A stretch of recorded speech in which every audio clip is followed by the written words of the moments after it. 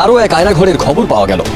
কুমিল্লার লাকসামের সাবেক এলজিআরডি মন্ত্রী তাজুল ইসলামের শ্যালক মোহাব্বত আলীরও ছিল কথিত আয়নাঘর। আমাকে বলা হতো যে কোনো কথা বলাবে না, চুপ থাকতে হবে। আমি চুপ থেকে যে 7 বছর। একটি মেয়ে তার স্বামীকে কতটুকু ভালোবাসলে পরে 8 বছর অপেক্ষা করতে পারে। তার স্বামী ফিরে আসবে কিনা তারও কোনো গ্যারান্টি নেই। নানান ভাবে পরিবার থেকে বিয়ের চাপ দেওয়া হয়, কিন্তু বিয়ে করেনি। আয়নাঘরের প্রধান খলনায়ক ছিল বেনজির এবং জিয়াউল হাসান। জিয়াউল হাসানের পিছনে যারা ফেসিবাদকে রক্ষা করার জন্য, হাসিনাকে রক্ষা করার জন্য, ক্ষমতা দীর্ঘায়িত করার জন্য যারা কাজ করেছিল, তারা এখনো রাষ্ট্রের বিভিন্ন জায়গায় আসেন। স্বামী স্ত্রীর কতটুকু ভালোবাসা থাকলে একজন স্ত্রী তার স্বামীর জন্য দীর্ঘ 8টি বছর অপেক্ষা করেছে। শুধু 8টি বছর নয়, তার স্বামী গুম হয়েছে, গুম হওয়ার পর যে সে জীবিত আছেন, এমনকি জীবিত থাকলেও সে কবে ফিরবে, 8 বছর না আরও পরে, কোনো কিছুই কিন্তু জানতো না যে মহিলাটি।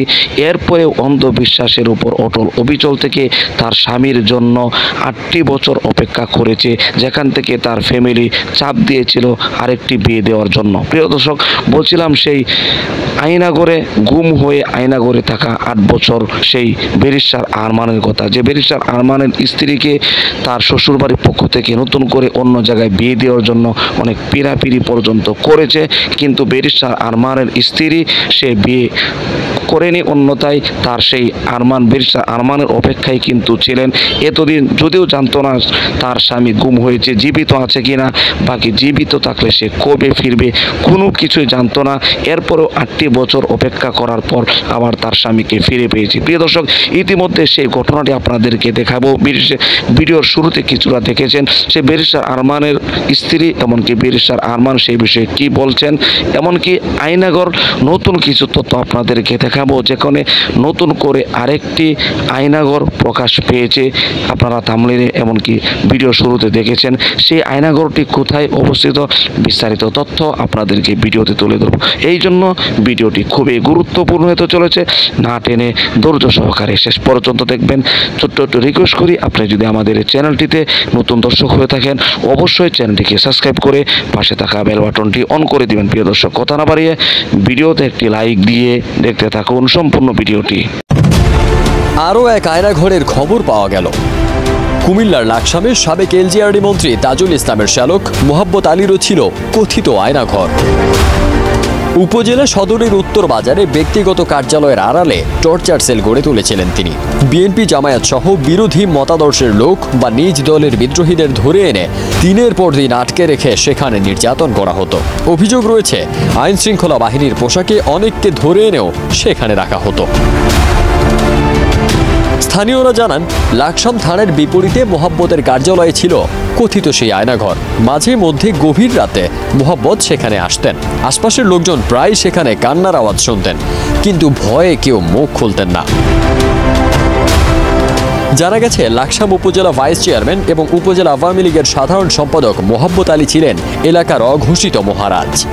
বনজামাই সাবেক মন্ত্রী তাজুল ইসলামের প্রভাবে লাকসাম ও মনোহরগঞ্জে ত্রাসের রাজত্ব কায়েম করেন তিনি। টেন্ডারবাজি, চাঁদাবাজি থেকে শুরু করে সবকিছুর কলকাঠি নাড়তেন এই মোহাব্বত। মোহাব্বতের আয়নাঘরে নির্যাতিতদের একজন লাকসাম পৌরসভা বিএনপির যুগ্ম আহ্বায়ক মনির আহমেদ। তিনি বলেন, বিএনপির রাজনীতির সঙ্গে জড়িত থাকার অপরাধে আমাকে 2 দফায় ধরে নিয়ে সেখানে নির্যাতন করা হয়। সেখানে আমি অনেক মানুষের কান্না শুনেছি। মোহাব্বত মানুষকে নির্যাতন করে চাঁদাবাজি ও জমি দখল করেছে। তার সঙ্গে নির্যাতনে জড়িত ছিল লাকসাম পৌরসভার সাবেক মেয়র আবুল খায়ের, ইউপি চেয়ারম্যান ও উপজেলা স্বেচ্ছাসেবক লীগের সভাপতি নিজামুদ্দিন শামীম, ইউপি চেয়ারম্যান ওমর ফারুক সহ আরও অনেকে। লাকসাম পৌর বিএনপির সিনিয়র এক নেতা বলেন, বছর খানেক আগে আমাকে তুলে নিয়ে মোহাব্বত ও তার সন্ত্রাসী বাহিনী প্রথমে নির্যাতন করে। এক পর্যায়ে তারা আমার পায়ুপথে গরম চা ঢেলে দেয়, বারবার বৈদ্যুতিক শক দেয়। লাকসাম বাজারের এক ব্যবসায়ী বলেন, মোহাব্বত সবকিছুই করেছেন তাজুল ইসলামের নির্দেশে।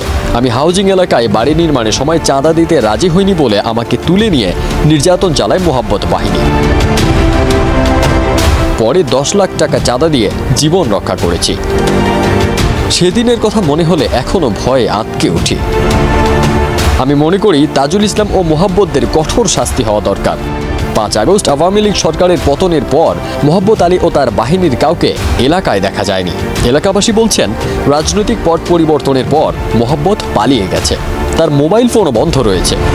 আমাকে বলা হতো যে কোনো কথা বলাবে না, চুপ থাকতে হবে। আমি চুপ থেকে যে 7 বছর। একটি মেয়ে তার স্বামীকে কতটুকু ভালোবাসলে পরে 8 বছর অপেক্ষা করতে পারে। তার স্বামী ফিরে আসবে কিনা তারও কোনো গ্যারান্টি নেই।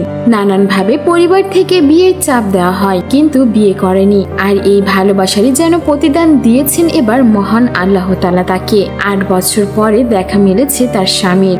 বলছিলাম ব্যারিস্টার আরমানের কথা। ভিউয়ার্স, বিস্তারিত জানতে হলে পুরো ভিডিওটিকে না টেনে শেষ পর্যন্ত দেখতে থাকুন। আমার বাবা কোথায়?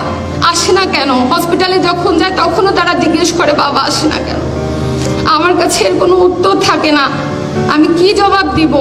ব্যারিস্টার আরমানের স্ত্রীর 2023 সালের একটি ভিডিও সোশ্যাল মিডিয়াতে সম্প্রতি এখন বেশ ভাইরাল হচ্ছে, যেখানে আরমানের স্ত্রী তার মেয়ে এবং তাকে নিয়েই কথা বলছিল। তিনি সেখানে বলছিলেন একটা সন্তানের জীবনে বাবার অভাব কতটুকু, কিভাবেই বা কষ্ট করে তিনি তার সন্তানকে বড় করছেন, আর স্বামী হারার যেই কষ্ট সেটা যে তাকে কতটা তাড়িয়ে বেড়ায় সেটাও তিনি বলেছেন। তার স্বামী নিখোঁজ হওয়ার পর থেকে সবাই তাকে চুপ থাকতে বলেছে, এই গুমের বিষয়ে কোনো কথা বলতে বারণ করেছে। তিনি বলেন, আমি আমার স্বামীকে পাগলের মতো খুঁজে বেরিয়েছি, কিন্তু কোথাও খুঁজে পাইনি। কেউ আমাকে একটিবার সাহায্যও করেনি। বারবার নানান ধরনের জিজ্ঞাসাবাদের সম্মুখীন হয়েছেন। এমনকি তিনি কাঁদতে কাঁদতে এটাও বলেন, আমার ছোট ছোট বাচ্চা দুটো বারবার জিজ্ঞেস করত বাবা কোথায়, কিন্তু সেই সময় আমি কোনো উত্তর দিতে পারিনি। আমার কাছে কোনো উত্তর ছিল না। তিনি বলেন, আমার বিশ্বাস আছে কোনো না কোনো একদিন হয়তো আমার স্বামী অবশ্যই ফিরে আসবে। আমাকে পরিবার থেকে নানানভাবে বিয়ের চাপ দেওয়া হয়েছে, কিন্তু আমি করিনি, কারণ তিনি তার স্বামী আরমানকে এতটাই ভালোবাসতেন। তিনি প্রতিজ্ঞা করেছিলেন আরমানকে ছাড়া অন্য কাউকে বিয়ে করবেন না, যার কারণে 8টা বছর এত কষ্ট সহ্য করার পরেও তিনি তাকে ভুলে যাননি। অপেক্ষা করে গেছেন তার গুমকৃত স্বামীর জন্য, যার কারণেই এবার আল্লাহ তাআলা তার এই কষ্টের ফল দিয়েছেন।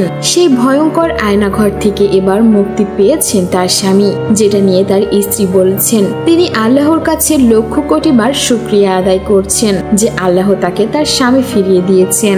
প্রিয় দর্শক, আশা করি সম্পূর্ণ ভিডিওটি দেখলেন। ভিডিও দেখে অবশ্যই বুঝতে পেরেছেন যেই ব্যারিস্টার আরমান তার প্রতিটি মুহূর্ত সে মৃত্যুকে অনুভব করেছিল। সেই আয়নাঘরে 8টি বছর, আয়নাঘরে 8টি বছর তাকে চোখে বেঁধে রেখেছে, এমনকি রাত দিনের পার্থক্য করতে পারেনি। এমনকি প্রত্যেকটি মুহূর্ত, প্রত্যেকটি সেকেন্ড তাকে মৃত্যুর সাধন করতে হয়েছে। এমনকি মৃত্যু যে মানুষ কিভাবে হতে পারে এমন একটি অনুভব কিন্তু সে সব সময় করেছে। প্রিয় দর্শক, সেই ব্যারিস্টার আরমান, এমনকি এই ইলিয়াস, বিএনপি নেতা ইলিয়াস আলী, এরকম ব্যারিস্টার আরমানের মতো ইলিয়াস আলী ফিরে আসবে এমন আশা প্রত্যাশা নিয়ে কিন্তু আজও পর্যন্ত বেঁচে আছেন, অপেক্ষা করছেন সেই বিএনপি নেতা ইলিয়াস আলীর স্ত্রী। প্রিয় দর্শক, গুম হওয়া সেই আয়নাঘরে থাকা ব্যক্তিগুলোর সম্পর্কে আপনার কোনো মতামত থাকলে, এই ভিডিও সম্পর্কে আপনার কোনো মতামত থাকলে অবশ্যই আপনার মূল্যবান মতামতগুলো কমেন্ট বক্সে জানিয়ে দিবেন। এমনকি এই ভিডিওটি শেয়ার করে সকলের মাঝে ছড়িয়ে দিবেন। প্রিয় দর্শক, আজকের মতো এখানে শেষ করছি। ভালো থাকুন, সুস্থ থাকুন, আবারও দেখা হচ্ছে পরবর্তী ভিডিওতে।